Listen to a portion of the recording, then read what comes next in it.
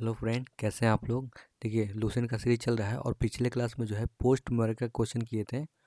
आज जो है संगम पीरियड का क्वेश्चन करेंगे। देखिए, क्वेश्चन करने से पहले मैं आप लोग कुछ टाइमलाइन बता देता हूँ हिस्ट्री के बारे में। ठीक है, मैंने टाइमलाइन बना के रखा हूँ पहले से ही आप लोग के लिए। तो देखिए, हिस्ट्री को जो है ना टोटल 3 पार्ट में डिवाइड किया गया है। प्री हिस्ट्री, प्रोटो हिस्ट्री और हिस्ट्री। ठीक है, हिस्ट्री को टोटल कितने पार्ट में डिवाइड किया, तो ये 3 पार्ट में डिवाइड किया गया है। प्री हिस्ट्री, प्रोटो हिस्ट्री और हिस्ट्री।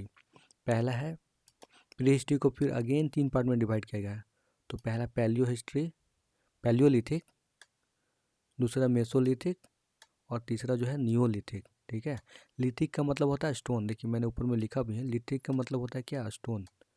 तो पहले जो है ना शुरू में सबसे पहले जो डिवाइड हुआ था, हिस्ट्री को कैसे डिवाइड करेंगे, तो पत्थर पे, जैसे जैसे पत्थर यूज़ करते थे ना उसके अनुसार अकॉर्डिंग इसको डिवाइड किया गया है।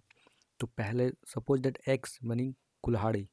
ठीक है, पहले जो एक्स था ना बहुत बड़ा पत्थर था, तो उतना नोकीला नहीं था, तो इस टाइप का पत्थर था। उसके बाद थोड़ा सा नोकीला बना, इस टाइप का पत्थर बना। तो ये इस बेसिस पे इसको डिवाइड किया गया है। तो पैलियोलिथिक, मेसोलिथिक, नियोलिथिक। पैलियोलिथिक में जो है ना फायर यानी आग का डिस्कवर किया गया। मेसोलिथिक से डोमेस्टिफिकेशन हो गया, यानी पशुपालन करना शुरू हो गया था। ठीक है, और नियोलिथिक में एग्रीकल्चर एग्रीकल्चर शुरू हो गया था। और जब एग्रीकल्चर शुरू हो जाएगा, तो सपोज दैट आप यहाँ पे एग्रीकल्चर कर रहे हैं, तो इसी के आसपास जो है आप घर बना के रहिएगा, यानी सेटलमेंट भी शुरू हो गया था। ठीक है, और जब सपोज दैट आप अगर कोई भी अनाज या क्रॉप ग्रो करिएगा, और तो आपके खाने पीने के बाद बचने के बाद उसको जो है किसी दूसरी जगह एक्सपोर्ट करिएगा, तो ले जाने के लिए कुछ यहाँ बचाइए।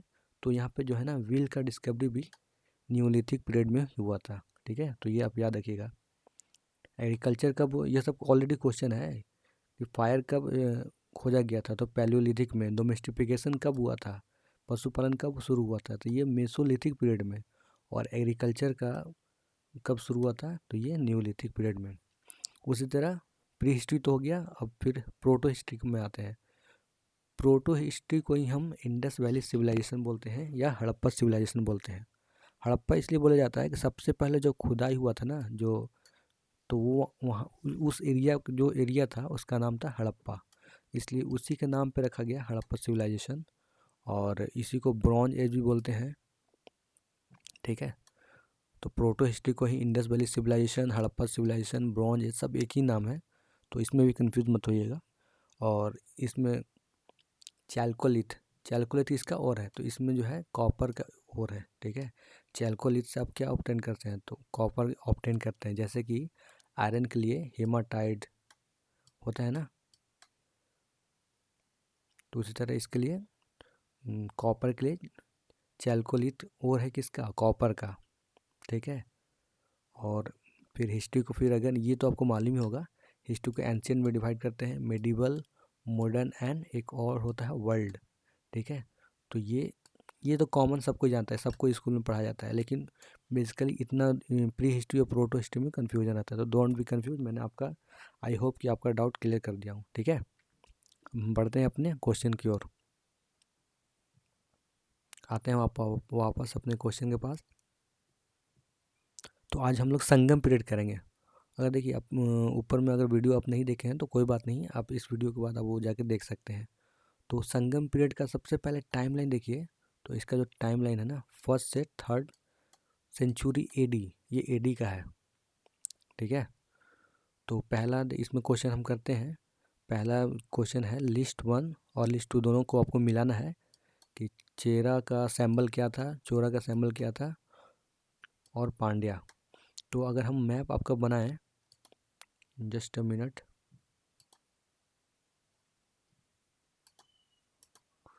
अगर हम आपको मैप बनाएं, इसको इंडिया का मैप,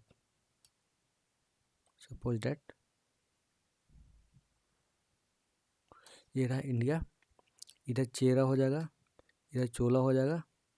ठीक है, और ये बीच में ऐसे पांड्या आ रहा है, पांड्या ये नीचे का पार्ट। केरला साइड में जो है ना चेरा होता है,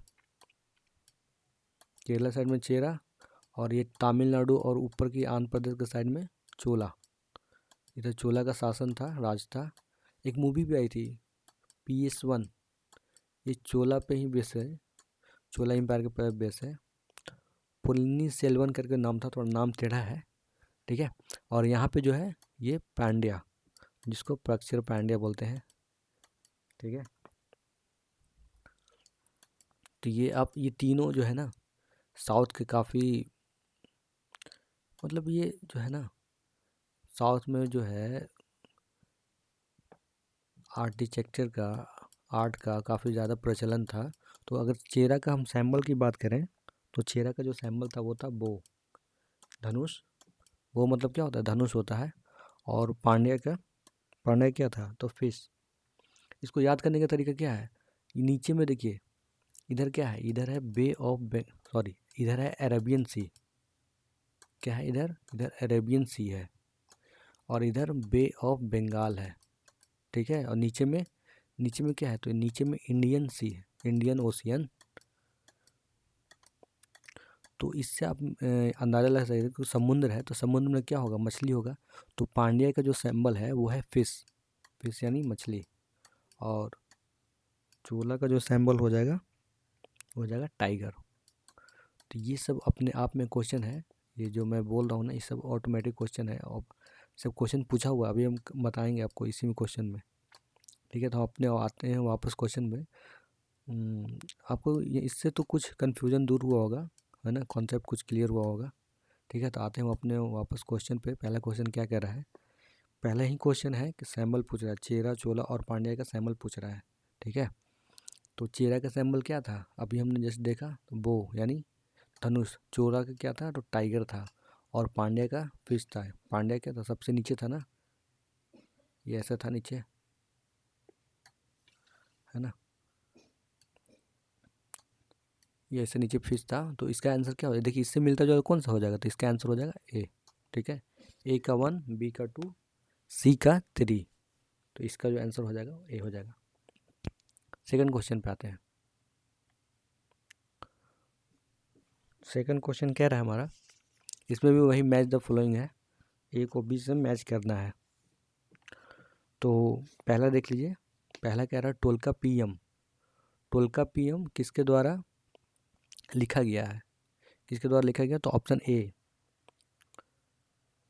तो ये जो लिखा गया ना, ये नाम से कुछ आप हिंट ले सकते हैं। टोलका पीएम एक बुक है जो लिखा गया है टोलका पियर, ठीक है। तो ये लास्ट में आप याद रखिएगा, कभी आपको ऑप्शन दे देगा टोलका पीएम क्या है, बुक है, नाम है, क्या है, तो कंफ्यूज हो जाएगा। तो इसलिए आप ये टोलका पीएम जो है ना, ये एक बुक है, ये किसके द्वारा लिखा गया है, तो ये टोलका पियर के द्वारा लिखा गया है।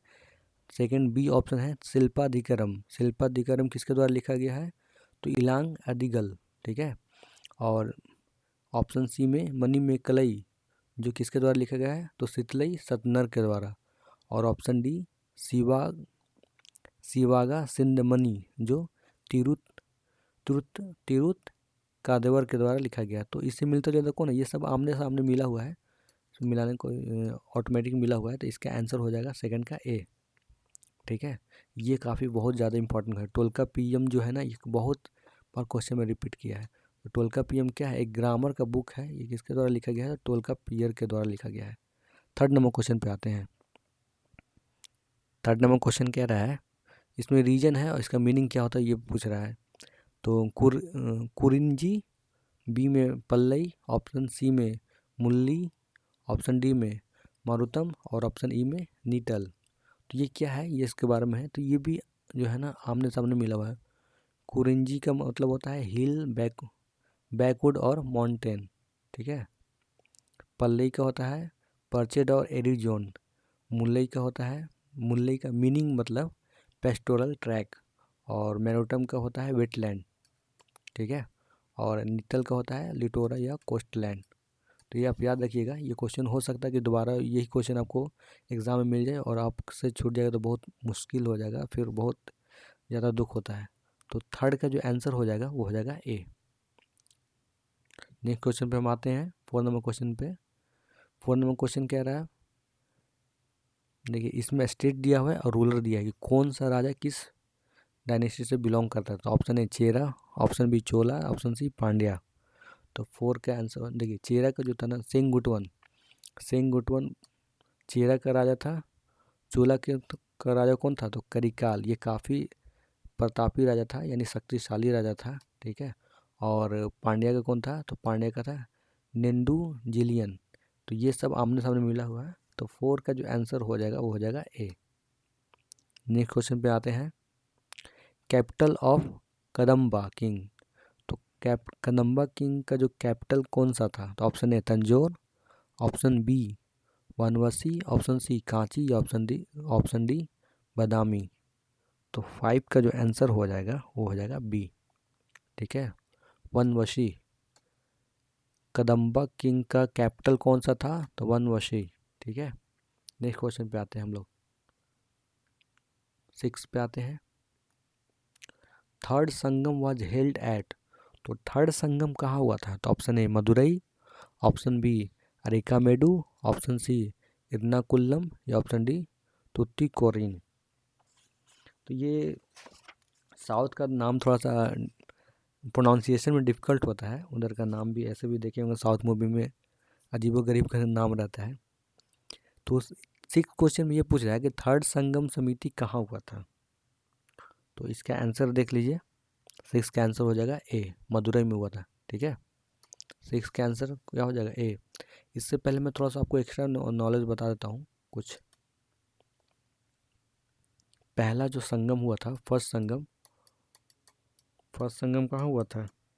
तो ये हुआ था मदुरई में। कहाँ हुआ था? तो मदुरई में। जैसे बुद्धिस्ट काउंसिल हुआ था ना, उसी तरह साउथ का भी साउथ में संगम हुआ था। सेकंड संगम कहाँ होता है? तो ये होता है कप कपातपूरन, ठीक है। मैं लिख दे रहा हूँ, कपातपूरन में हुआ था। और थर्ड थर्ड संगम कहाँ होता है? तो ये भी होता है मदुरई में। यानी फर्स्ट और जो थर्ड जो है ना, ये मदुरई में होता है, और सेकंड जो होता है कोपत्तपुरम में होता है। तो ये आप याद रखिएगा। अगर इसके में कभी कभी ऋषि का नाम पूछ देता है कि इसमें कौन सा ऋषि, कौन सा चेयरमैन थे। तो ये जो फर्स्ट संगम में जो है ना अगस्त्यास, फर्स्ट में जो थे ना अगस्त्यास, ये चेयरमैन थे, ठीक है। और सेकंड संगम में तोल्कापियर थे। इन्हीं का बुक, अभी क्वेश्चन हम क्या देख रहे थे, इन्हीं का बुक था तोल्कापियर, ठीक है। Sorry, Tolka, just a second. इस सेकेंड संगम का जो चेयरमैन थे ना, वो थे टोल्कापियर। और थर्ड का जो थे वो थे नक्कीरार। तो ये आप याद रखिएगा, ये लूसेंट में भी दिया हुआ है, वहाँ से पढ़ सकते हैं। अगर आपका वो लिखना नहीं है तो आप वहाँ से देख सकते हैं क्वेश्चन, ठीक है। तो पहला संगम कहाँ था? मदुरई में हुआ था। सेकंड संगम जो है कपतपुरम में हुआ था। थर्ड भी मदुरई में हुआ था। फर्स्ट का जो चेयरमैन थे वो थे अगस्त्य। और सेकंड संगम के जो चेयरमैन थे वो थे तोल्कापियर। और थर्ड के जो संगम के जो चेयरमैन थे वो थे नक्कीरर। तो ये आप याद रखिएगा, ये क्वेश्चन में वापस रिपीट होगा और रिवाइज कीजिएगा तो अभी याद आएगा। देखिए मैंने बहुत सा क्वेश्चन करवा चुका हूँ, अभी और पूरा सीरीज में कराऊंगा। तो 6 का जो आंसर हो जाएगा वो हो जाएगा ए, मदुरई। 7 नंबर क्वेश्चन देखते हैं। द पट्टी द पतिरुपुत्तु। बोलना साउथ में थोड़ा सा नाम टेढ़ा रहता है, थोड़ा सा प्रोनाउंसिएशन डिफरेंट, तो सॉरी। तो Padit sorry Padirruppattu is a collection of poem in the praise of which of the following king. तो ये एक पोएम है, ये किसके लिए मतलब ये लिखा गया है, किसके लिए प्रशंसा किया गया है? तो option A Chera, option B Chola, option C Pandya, या option D none of the. तो 7 का जो आंसर हो जाएगा ये हो जाएगा चेरा। पदित्रुपुत्तु जो है एक कलेक्शन ऑफ पोएम है। तो ये किसके लिए लिखा गया है? तो ये चेरा के जो राजा थे ना उनके लिए डेडिकेट किया गया है। तो 7 का जो आंसर हो जाएगा वो हो जाएगा ए, पदित्रुपुत्तु, ठीक है। किसके लिए लिखा गया है? तो ये चेरा के लिए लिखा गया है। ये किसका क्वेश्चन है? तो नेट जेआरएफ में क्वेश्चन पूछा हुआ है। आप किसी का भी तैयारी करते हो, मैंने ऊपर में थंबनेल में ही लिखा दिया, मैं बोल दिया हूँ उसमें। यूपीएससी, बीपीएससी, नेट, जीआरपी सबका क्वेश्चन इसमें डाला हुआ है, तो आप इसमें रिवाइज कर सकते हैं। 8 नंबर क्वेश्चन पर देखते हैं, which one of the following is a correctly match. तो इसमें से कौन सा करेक्टली मैच है? तो option A Kural, कंबन, अहानुरू, परनार, option C पुरानुरू, ममलनार, और शिल्पाधिकरम, इलंगो अधिगल। तो ये इनके द्वारा लिखा गया है, ये काफ़ी फेमस बुक है साउथ इंडिया के लिए, ठीक है। तो ये आप इसको याद रखिएगा, ये भी नेट जीआरएफ में क्वेश्चन पूछा गया है, हो सकता है ये क्वेश्चन आपके एग्जाम में रिपीट करें। जो भी यूपीएससी में क्वेश्चन रिपीट, यूपीएससी का क्वेश्चन पूछा हुआ है और नेट जीआरएफ का क्वेश्चन डेफिनेटली स्टेट पीसेस में आएगा, चाहे जो जिसका भी आप तैयारी कर रहे हो, एसएससी, सीजीएल, बीएड, बीपीएससी, कुछ का भी तैयारी कर रहे हैं। 9 नंबर क्वेश्चन देखिए, टोल्कापियम इज रिलेटेड टू। तो जस्ट इसके ऊपर में मैंने बताया हूँ इसी वीडियो में। तो option A administration, option B law, option C grammar, या option D none of this. तो 9 का जो आंसर हो जाएगा वो हो जाएगा क्या? तो ये ग्रामर है, ठीक है, ग्रामर का बुक है। और ये किसके द्वारा लिखा गया था? टोल्कापियर के द्वारा। इसमें एम की जगह पे आर लगा दीजिएगा ना, तो उनका नाम आ जाएगा, तो डेफिनेटली बहुत इजी हो जाएगा अब आपके लिए। टोल्कापियम किस क्या है? तो ये है ग्रामर का बुक है। 10 number question, the author of Kural और Muppal a treatise on polity, ethics and social norm was. तो ये इसका ऑथर कौन है, इनका नाम बताना है। तो 10 नंबर का ऑप्शन देख लीजिए, टोल्कापियर, option B तुरुवल्लुवर, option C Elango अदिगल, या ऑप्शन डी शीतलई सतनर। तो 10 का जो आंसर हो जाएगा वो हो जाएगा तिरुवल्लुवर, ठीक है। Kural, the author of Kural या मुप्पल, तो इसके ऑथर कौन है? तो ये है तिरुवल्लुवर, ठीक है। 11 नंबर क्वेश्चन देखिए, which of the following is the called Bible of Tamilland. तो तमिललैंड के बाइबल कौन है? तो option A Kural, option B Tolkappiyam, option C Silappadikaram, या ऑप्शन डी मणिमेकलई। तो 11 का जो आंसर हो जाएगा वो हो जाएगा कुराल। कुराल क्या है? तो कुराल बाइबल ऑफ तमिललैंड, तमिललैंड का बाइबल है कुराल। 12 नंबर क्वेश्चन देखिए, who was the founder of Pattini cult. तो पत्नी पूजा का related to worship of goddess of chastity, Kannagi, ठीक है, कंगी। तो ये एक पूजा है, ये किसके द्वारा शुरू किया गया है, इसके फाउंडर कौन है? तो option A Senguttuvan, option B Karikal, option C Nedunjeliyan, या option D none of these. तो 12 का जो आंसर हो जाएगा वो हो जाएगा सेंगुटवन। पटनीकल का पूजा किसके द्वारा शुरू किया गया? तो ये सेंगुटवन है, और सेंगुटवन किसके राजा हैं? तो ये चेरा के राजा हैं। तो डेफिनेटली इसका आंसर हो जाएगा ए, 12 का आंसर हो जाएगा ए। 30 नंबर क्वेश्चन देखिए, who was the author of Puhar, sorry who was the founder of Puhar. तो पुहार के फाउंडर कौन है, जिसको कावेरी पट्टनम भी कहा जाता है? तो option A Karikal, option B Senguttuvan, option C Nedunjeliyan, या option D none of these. तो 13 का जो आंसर हो जाएगा वो हो जाएगा करिकाल, ठीक है। तो पुहार के फाउंडर कौन है? तो करिकाल। करिकाल चोला राजा है, और काफ़ी शक्तिशाली और प्रतापी राजा है, जैसे कि मौर्य में अशोका। नेक्स्ट क्वेश्चन पे आते हैं, 14 number question, about which of the following it is said that the space in which an elephant could lie down produce enough to fit 7 person. यानी इस 14 नंबर क्वेश्चन कहने का मतलब है कि किसके बारे में ये कहा गया कि अगर हाथी कोई बैठ गया ना, इतना दूर में अगर हाथी बैठ गया तो इसमें इतना फसल उग जाएगा कि 7 लोग को ये खाना खिला देगा, ठीक है। 14 नंबर क्वेश्चन ये कह रहा है कि अगर मान लीजिए हाथी कहीं बैठा हुआ है ना, तो अगर वहाँ पे हम फसल उगा दें तो ये इतना यहाँ लैंड फर्टाइल है कि वहाँ के अनाज जो उगेगा उससे 7 आदमी खाना खा सकते हैं। तो ये किस डेल्टा के बारे में कहा गया है? तो option A Kaveri, option B Sundarban, या ऑप्शन डी रायचूर दोआब। तो 14 का जो आंसर हो जाएगा वो हो जाएगा कावेरी। ठीक है, किसके बारे में कहा गया है? तो कावेरी का। मैं आपको थोड़ा सा आपको मैप में बता दे रहा हूँ, just a second.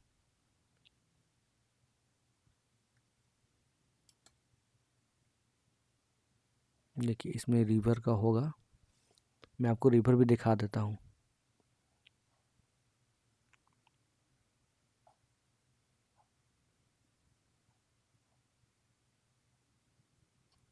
I think मैं जूम करता हूँ, देखता हूँ आपको दिख रहा है कि नहीं। नहीं, इसमें रिवर तो नहीं है, ये तो वर्ल्ड मैप हो गया।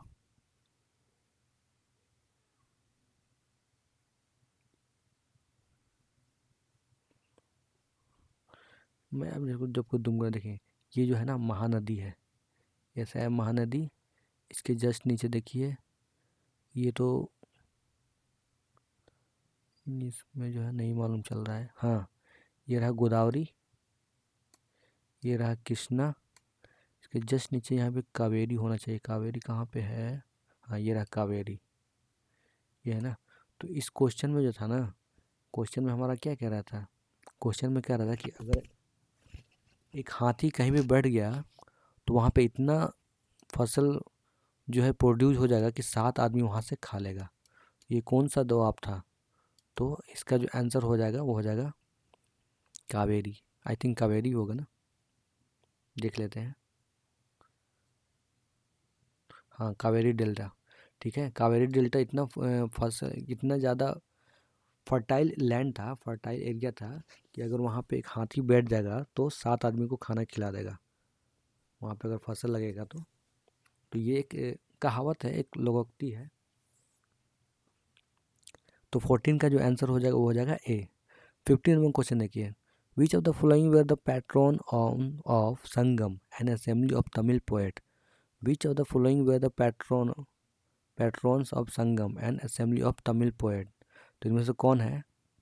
तो option A Chera, option B Chola, option C Pandya, या ऑप्शन डी कदम।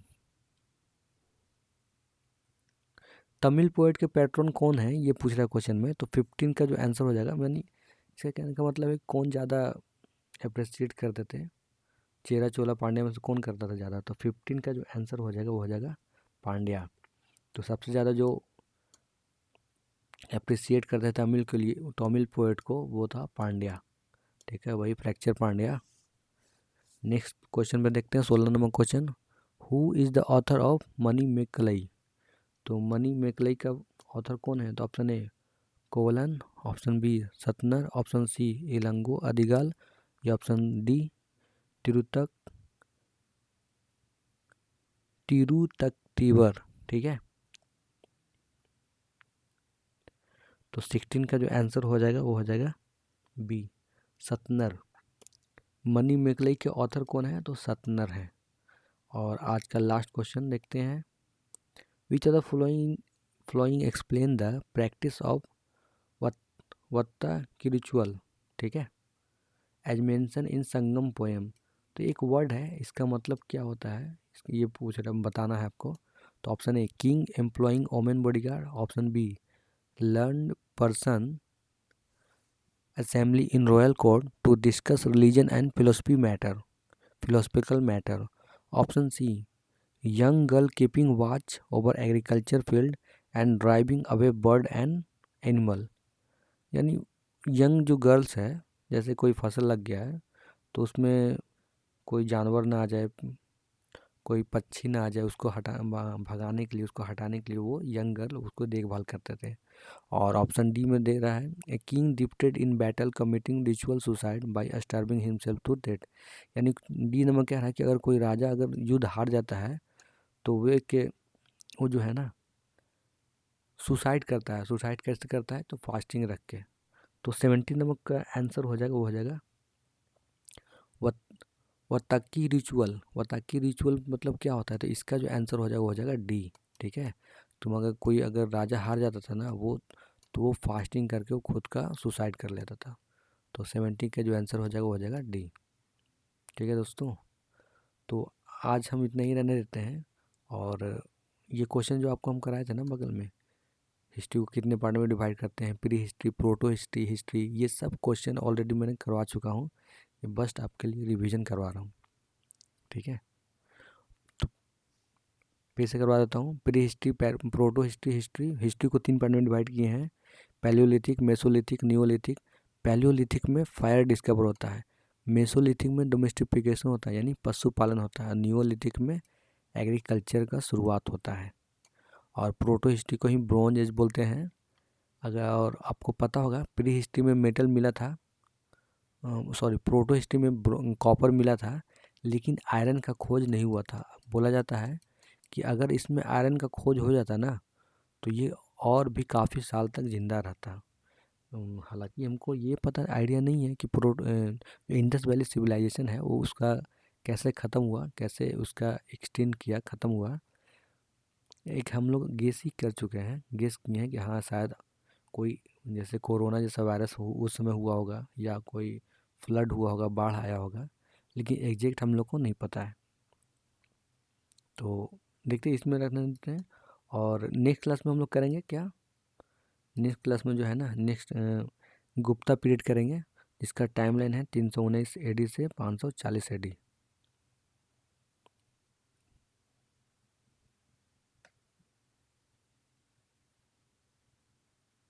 देखिए गुप्ता पीरियड का नेक्स्ट क्लास में करेंगे, और ये जो है ना इसका टाइमलाइन देख लीजिए 319 AD से 540 AD तक है। ठीक है, तो बस आज अगर वीडियो आपको अच्छा लग रहा हो तो लाइक सब्सक्राइब शेयर कर दीजिएगा, अपने दोस्तों के साथ भी शेयर कर दीजिएगा। Thank you. अगर कोई सजेशन हो तो वो भी बता दीजिएगा।